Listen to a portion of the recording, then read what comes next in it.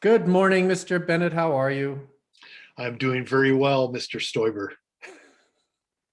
Isn't it weird when people say that? I always think they're talking to my dad. Oh, I was Anyway, assuming they're talking to me.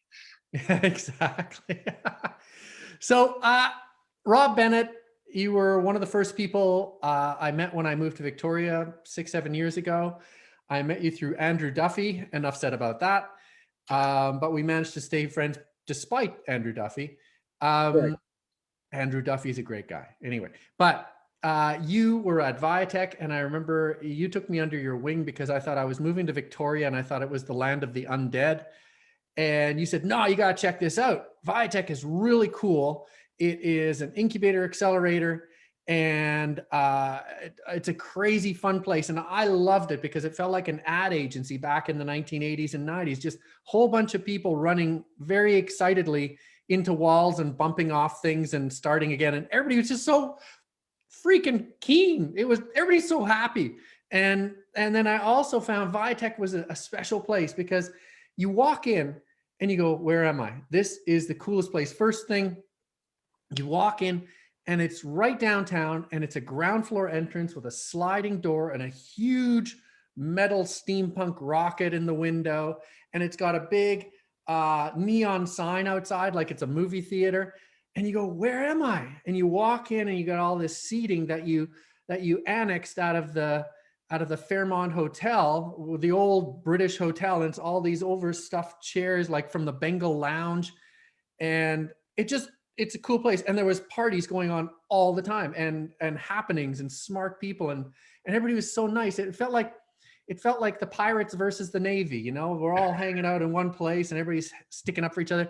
The best way possible to get involved in a community. It was way better than a wheel of cheese from the welcome wagon. There you go. You're welcome. Yeah, no, that's awesome. I couldn't have said it better myself. Um, that was, Also, okay, I'm going to interrupt again. I'm a chronic interrupter. The Viatech Awards. I went with Andrew Duffy, and I walk in and there's 800 people. Basically, the entire population of Vancouver Island went to this award show. I didn't know they had that many people. And they went nuts. The whales. After the dinner, everybody says, watch out for the whales. He's been drinking. And the dinner ends, the awards end, the door opens, and these 15-foot inflatable killer whales get pushed into the room. Everybody grabs a whale and starts beating each other with them and throwing them around and sweeping the tables. It was like a Clint Eastwood bar scene. It was like there was glasses and plates flying everywhere. I'm like, oh my God, this is not a retirement home. no. Wow. Yeah, no, it's a pretty exciting time. We're making plans for a big return this year. So we are planning for the Viatech Awards to happen again in December this year. Just fingers crossed, vaccines and all. The community's gonna need a huge celebration. Oh yeah. And we want to be able to provide that. But you're right. There's a fantastic amount of tech in Victoria, and it's quite a community, very supportive, and they take every opportunity to get together and share. And sometimes that's with whales and with alcoholic beverages, and a lot of times it's more casual in places like that lounge that you described on the main floor of Fort Victoria. But yeah, people love getting together, sharing, supporting each other.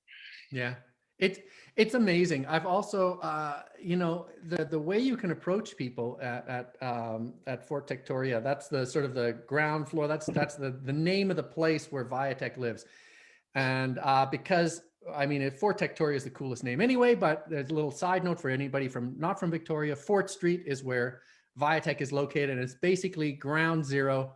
Yeah, if they dropped a bomb on the city, it would go off 2 blocks away from there. So you're right in the middle of downtown. Yep. So yeah, Fort Victoria. But there's also incredible education that goes on. Everything from the fuck up nights to the ongoing workshops and seminars and mentoring. There's an incredible mentoring system that goes on at Viatech as well. You've got a whole slew of people who just step forward to help other people. It's really, really cool.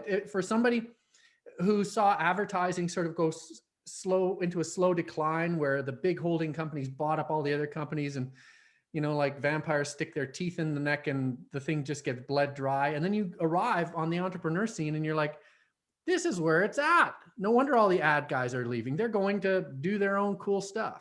It's really neat. But that's not what we're here to talk about. We're here to talk about BrandDIY. And I want to ask you, because you've seen hundreds of startups go through the door. There is something that startup brands, they must all do a few things wrong when it comes to building their brands. And this is what the brand DIYers need to hear, because we're all in the same boat. We're all entrepreneurs starting out here. So I want to lean on you. What do startup brands get wrong, and what do you need to help them with the most? The biggest problem that we run across with first-time entrepreneurs, especially, is that they think they have this idea that's a world beater, and they make a bunch of assumptions from their own personal experience, their own pain that they've experienced, their own thoughts about this fantastic thing they want to build, and they go heads down and they start building it. And what we teach them in our program is you got to get out of the office, get out of the building. You got to go and talk to people about those underlying assumptions that you've got.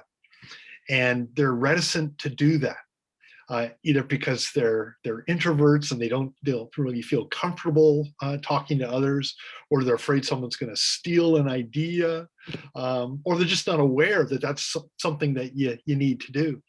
And so we've developed actual courseware about teaching entrepreneurs how to go ahead and do this market validation work. We didn't invent that. That was Steve Blank a long time ago, that talked about this methodology. It's quite a systematic approach to describing, documenting your underlying assumptions, sharing those with people in a systematic way to determine if your idea really has legs, right? Mm-hmm. So what is that brand promise that you're really trying to bring to market? And it's informed by your own personal experience, but you got to validate that experience to see if there's actually even an opportunity for a viable product or company. Mm-hmm. Now, this seems so 101. It is. We know that there is deep-rooted, messed up psychology that the reason I have a job is because humans are weird. And one way that we're weird is that we don't want other people to judge our baby. We don't want anybody saying our baby is ugly. So we all preach this on Sunday. You got to go out and test and be hard on yourself and check in with people and make sure you're doing the right thing. None of us do it. It's constant, isn't it? Well, and then there are some that do it, and then what they do is they go and they talk to family members, or they go and talk to close friends, and you're just not going to get that objective advice back. I mean, the reason you're doing this is to validate your underlying assumptions. Mm-hmm. Like, what am I missing here, right? Mm-hmm. Am I crazy? Or maybe even there's an even slightly better adjacent idea that mm-hmm. That you'll discover by talking to people. And if you talk to people in sort of your inner circle, you're not going to get the real advice, the real pushback, the negative noise. Like if you do have an ugly baby, it's better to know that as early as possible, because maybe there's something you can do with your product to turn it into something that isn't ugly, right? That is that world beater. Rather than invest the next year or two of your life savings, maybe your family savings in something that eventually you find out you got an ugly baby. Yeah, that's a cruel way to die, especially if you know that success was just over here. Yeah, if you just put a month's worth of effort into talking to a couple of dozen people, you would have discovered that way earlier and Yeah. could have altered your plans. Everything from abandon, right? Yeah. Or that pivot word, and go off in a different direction. And I think that's why it's become such standardized methodology, because so many people have learned the lessons the hard way, right? There is a better way.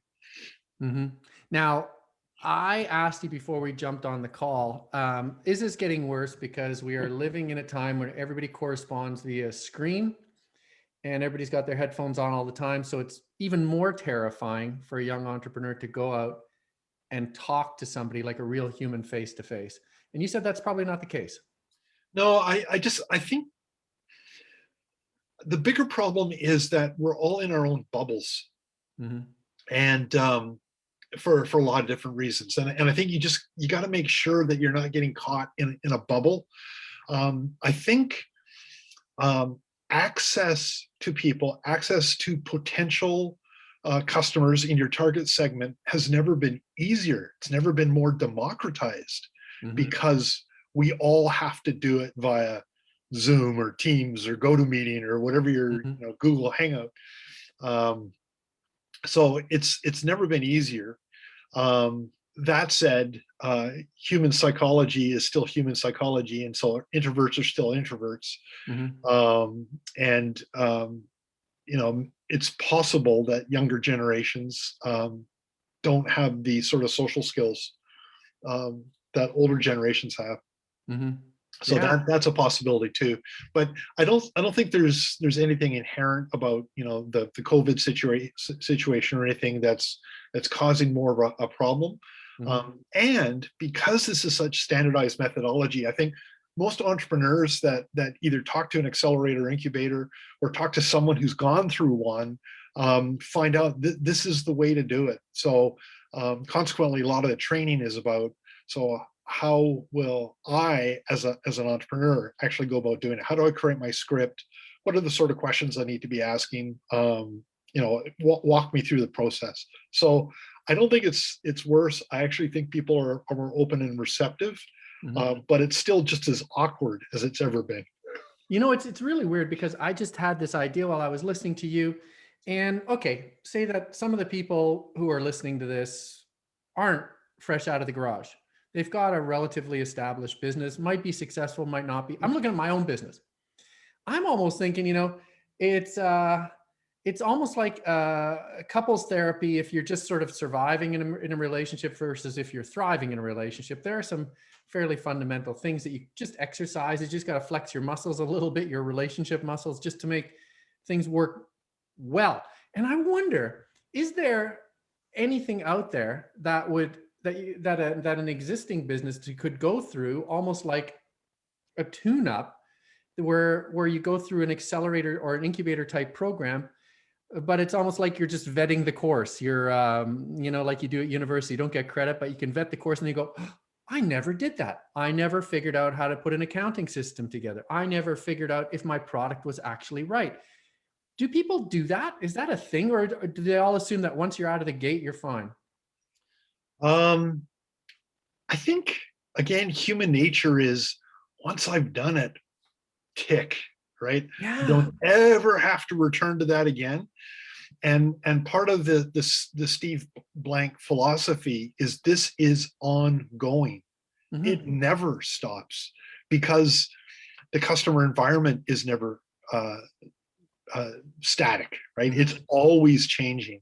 There's new competitors, there's new technologies, there's just new opportunities, new technology platforms, et cetera. And so because it's constantly changing, you've got to constantly reevaluate what is it we're actually providing, what is our value proposition, and how are we stacked up against our competitors. And if only that, you've got to keep that wheel flying. And those companies that are really engaged with their customers have learned ways to collect that information on an ongoing basis, right? And then you can slice and dissect that. So our programs are pretty focused on those first-time entrepreneurs that are learning what all these different tools and techniques are. But yeah, certainly companies that have achieved that product market fit and are scaling and are hiring people and profitable. It might feel like it's not as important, but if you're really building it to last, you've got to maintain that sort of contact. I totally agree. It's funny. You watch the movie on Ray Kroc, the guy who founded McDonald's, and I used to work at McDonald's. My client was McDonald's. I didn't work at McDonald's, but my client was McDonald's, and I found one of the most fun things I could do is just hang out at McDonald's. Didn't have a big social life, but you go and hang out with the people, and you really figure out how to write ads, because they'll tell you how to write ads. And it's my philosophy that everything in life, you can be the laziest person in the world because people will tell you exactly what they want if you just shut up and listen. And Ray Kroc, right to the end, he would go and just hang out at the McDonald's, and then he'd watch stuff, how it's happening. And I wonder, in the busyness and the corporatization, a lot of us came out of corporations. We were protected from that. We never ever had to deal with the plebes down on the street, right? So I imagine a successful company, as you grow up and up and up, you get further and further and further from the ground floor, which could become your undoing. Well, it's quite funny. When I had my first company, we sold to local government around North America. And we got to 23 customers, all bootstrapped, all just sort of doing our own thing. I've got a technical background, so I was very focused on product, as a lot of our entrepreneurs are. And I remember a person like you, who wanted to help us on the marketing side of things, approached us and said, "We want to do a brand study with you, and we want to talk to all of your existing customers." And I felt very defensive.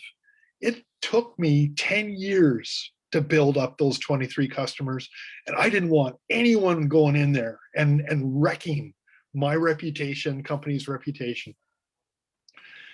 But they convinced me. And so they went in there, they did the work, and a couple of weeks later, they came back with the results. And I just sat there giggling. I thought it was like cheating. Your comment about they will tell you exactly what you need to know. Maybe not what you want to know, but what you need to know.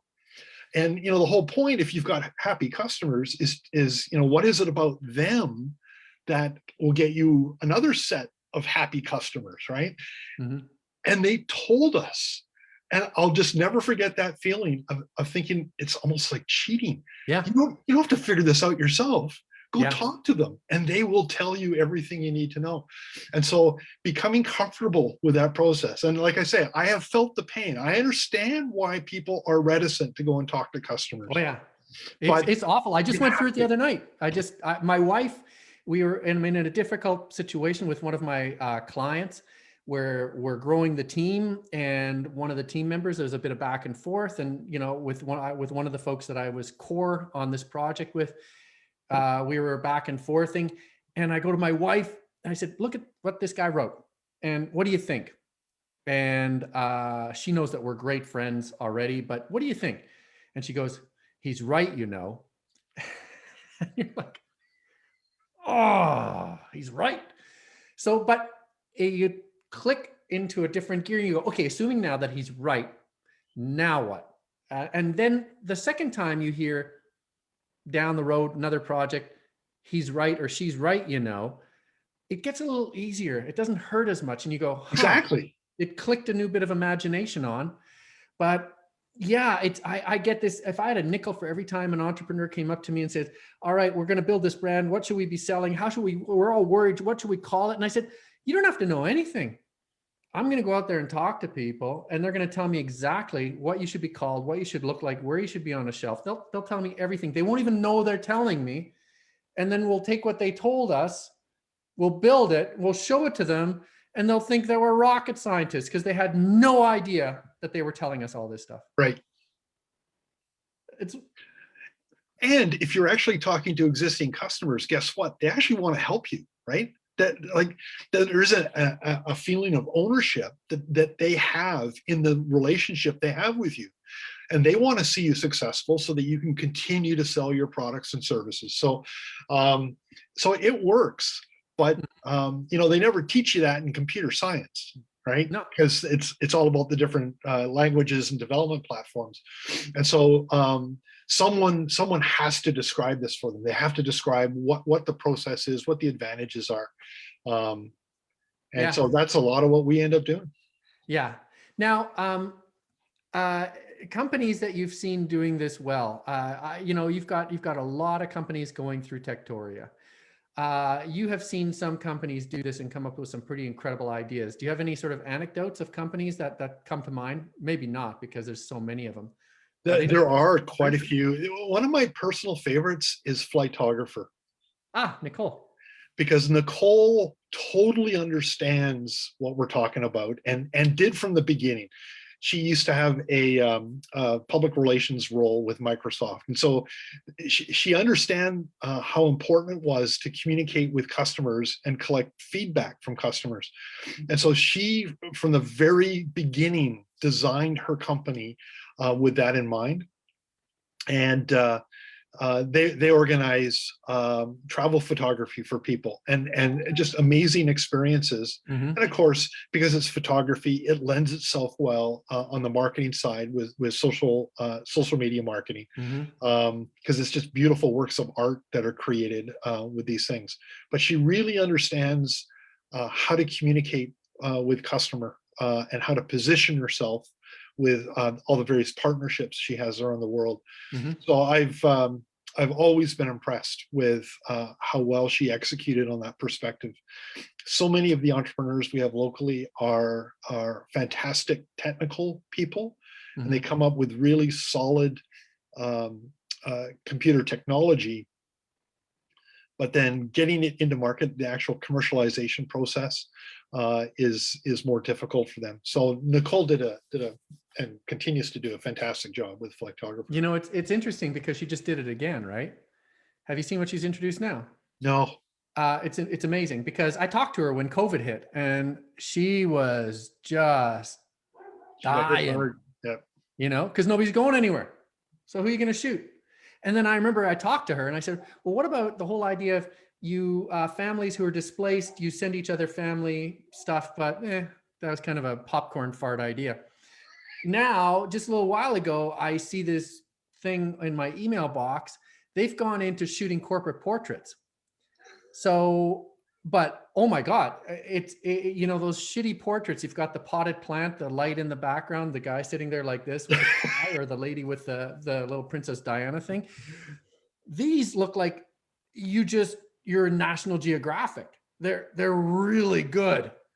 And they're the sort of thing that everybody wants to put in their LinkedIn button and their Zoom button. Got an old dog trying to prove that she's worth something out there. But yeah, so she just way to talk about your wife. No, I love you, honey. But I saw these portraits and I go, who wouldn't want something like that for a few $100? Now we live and die by those instant impressions. We no longer have the boardroom. So everybody judges you based on that cornball photo with the potted plant behind you, and you see how much room there is for improvement. If you live a little on LinkedIn or on Zoom, you see just how terrible people's first impressions are. I'd be really interested in how she arrived at that idea. Looked at my picture, probably. Like to what extent did one of her customers come to her and say, I need you to do this, and then she went, Yeah. Your customers will tell you what that you it need didn't to come know. from inside. That there was 50 different things that happened, culminating in her going, aha. It always works that way. Yep, it does. It always works that way. So, got to bring these horses back to the stable. The book that you were mentioning, give us the book on that methodology so I can leave it in the show notes so that folks on BrandDIY can look it up. What was the name of the book? Name of the book, I can't remember. I'll have to get it to you. Okay. Post it later. Steve Blank is the name of the fellow. Okay, you know what? I'll look it up myself, because you just can't be relied on. No. I am totally unreliable. Ask anyone in the local marketplace.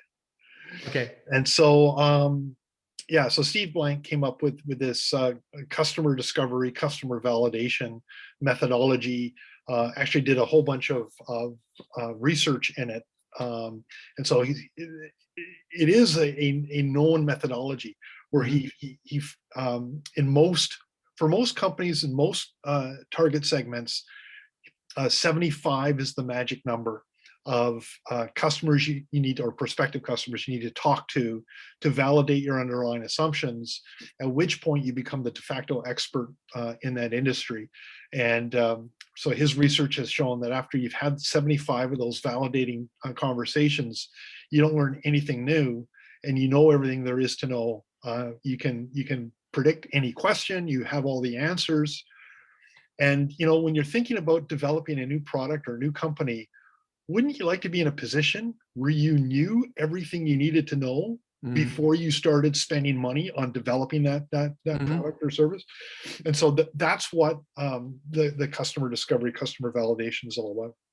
Awesome. And so we've extracted from that and provided other examples in our online curriculum that you can access through the viatech.ca website. Well, it's funny because I got asked to do a talk at EO, the Entrepreneurs Organization, and I wrote a book, and they like that book. It's called Stop Busting Your Brand. And I bet you if I'm going to go buy Steve Blank's book right now, because I didn't know about it, and if I buy that and I look at it, I can guarantee you that's going to be my entire talk. And I'm going to be talking to experienced, successful entrepreneurs. And I bet you half of them won't know about that book either. Correct, because it's viewed as a startup methodology, which gets back to your previous question. I love this game because you don't even have to be smart. You just have to talk to new people. Exactly. Yeah. All the questions have been answered already. Yeah, I love it. Oh man, it's so good talking to you. So Rob Bennett, you're a resource. I'm gonna name you in the show notes so that people can click on your name and ask you uncomfortable questions. Sounds like good. What is the sort of wear at the Viatech Awards night so that I don't get red wine all over my body. All the critical questions like that.